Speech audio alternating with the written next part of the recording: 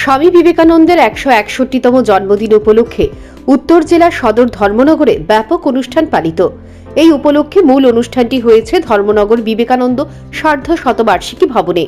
তথ্য সংস্কৃতি দপ্তর, বিদ্যালয় শিক্ষা দপ্তর এবং ধর্মনগর পুর পরিষদের উদ্যোগে হয়েছে এই অনুষ্ঠান। অনুষ্ঠানের উদ্বোধক হিসেবে উপস্থিত ছিলেন রাজ্য বিধানসভার অধ্যক্ষ বিশ্ববন্ধু সেন। অন্যান্য অতিথিদের মধ্যে উপস্থিত ছিলেন বাগবাসা বিধানসভা কেন্দ্রের বিধায়ক যাদবলাল দেবনাথ, পুর পরিষদের চেয়ারম্যান প্রদ্যুৎ দে সরকার, ভাইস চেয়ারপারসন মঞ্জু নাথ, ধর্মনগরের মহকুমা ম্যাজিস্ট্রেট শ্যামজয় জমাতিয়া, জেলা শিক্ষা আধিকারিক সমীর রঞ্জন নাথ, বিশিষ্ট সমাজসেবী শ্যামল নাথ সহ ধর্মনগরের বিশিষ্টজনেরা।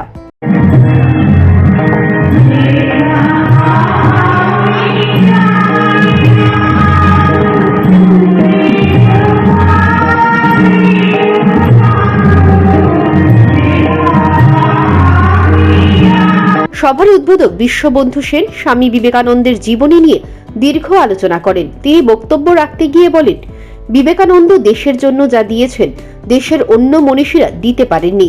বিশেষ করে যুবাদের তিনি যে পথ নির্দেশ করেছেন সেই পথে তারা চললে সুন্দর ভবিষ্যৎ তাদের জন্য অপেক্ষা করবে।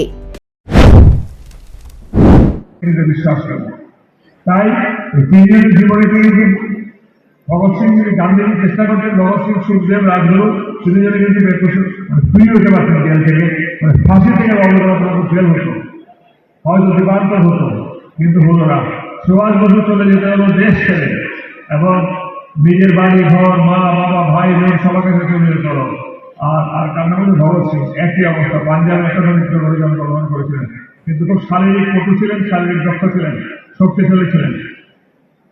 আমি যে ছিলেন পড়াশোনার বলেছে তোমাকে ধন্যবাদ। এটা কিন্তু আমারও ধারছি, একজন ব্যক্তি শব্দ জানবে না, আমি দেখবো, করবো।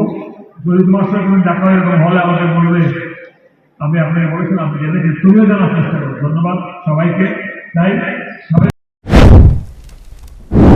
অনুষ্ঠানকে ঘিরে উপস্থিত যুবক যুবতীদের মধ্যে ব্যাপক উৎসাহ উদ্দীপনা প্রত্যক্ষ করা যায়।